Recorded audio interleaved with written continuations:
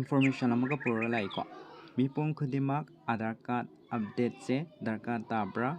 natraga tadabra haibase akhoi isa isana yengba yaibako matau karamna yengadage haibado ai step by step takjarake ahanbada aikoina UIDAI haina Google da search tobiro aduge matungda sumaina thoglani bako aduga chingkhatpiraganda yongo update demographic data and sex status thabase sida changbiyoba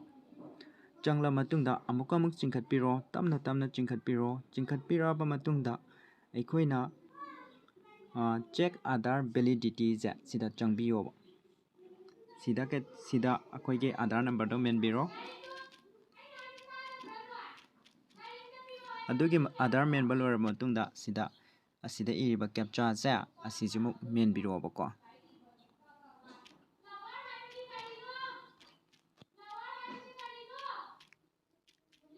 captcha je menba lora baka proceed habasda nambiyoba aduga sumaina chongthora matungda makhada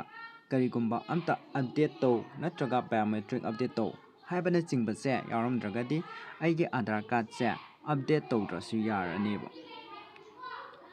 sumdauna ko atopa Aadhaar number amuk yengsi ko chamanana check Aadhaar validity to da changbiro aduga Aadhaar menbiro